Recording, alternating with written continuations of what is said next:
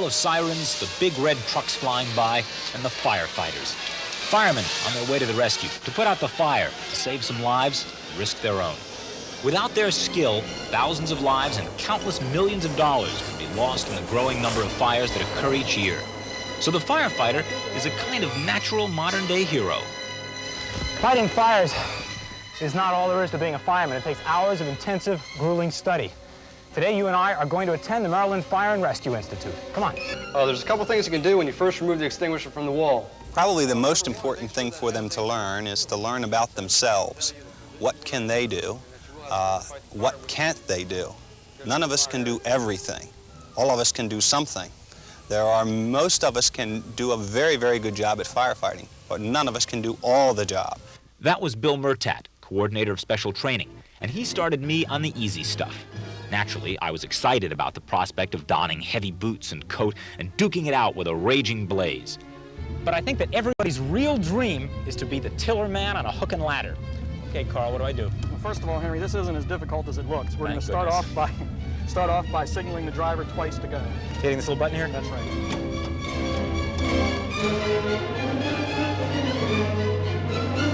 The tiller man controls the rear wheels of this ungainly vehicle. It's particularly important when turning corners or avoiding obstacles.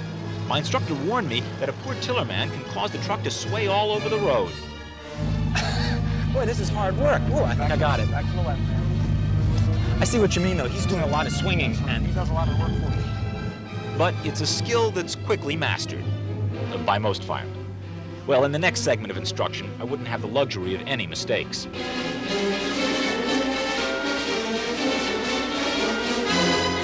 For the next lesson, which was in the use of the ladder on the hook and ladder, I had to look the part.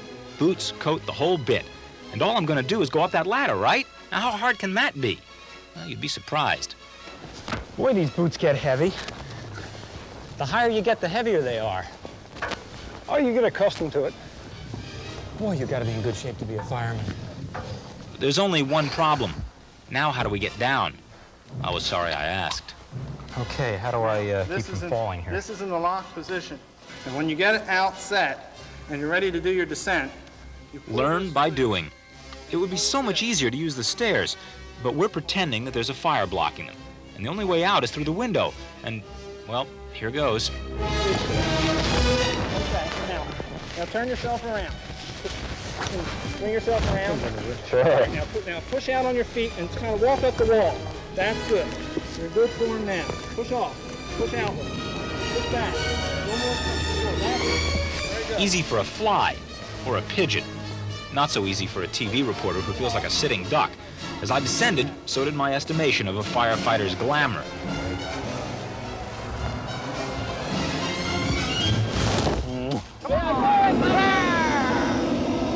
The Institute goes out of its way to recreate near-real situations, like this gas leak.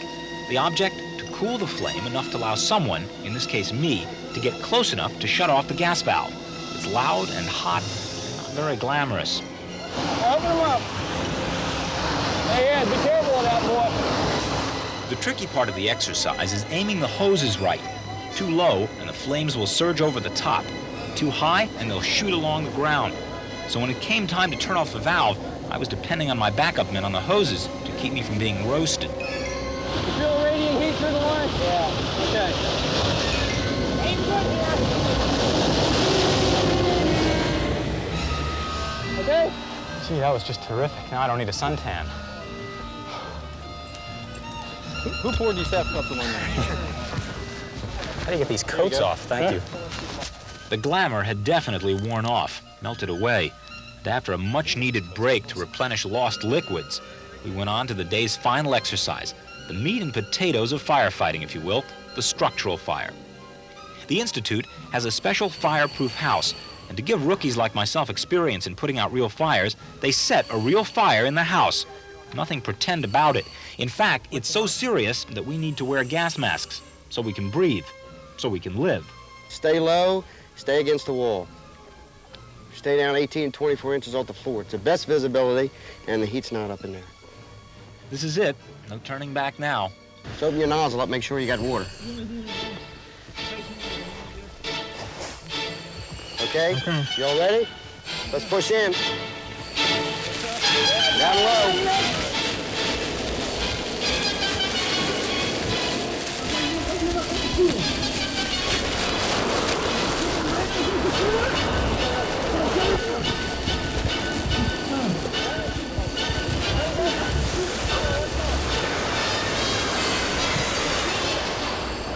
When you're getting in there and you can't see your hand in front of your face, everything seems to be closing in on you. And the door that you thought was there is not there anymore.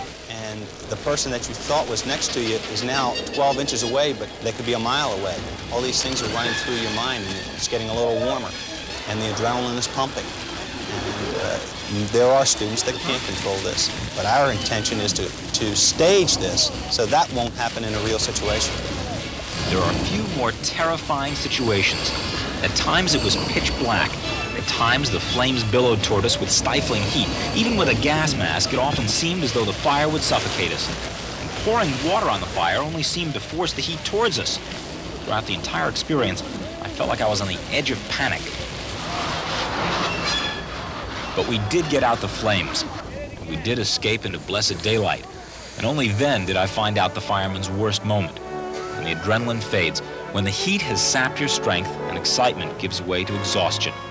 The glamorous image is full of flame, fear, heat, and sweat, and courage.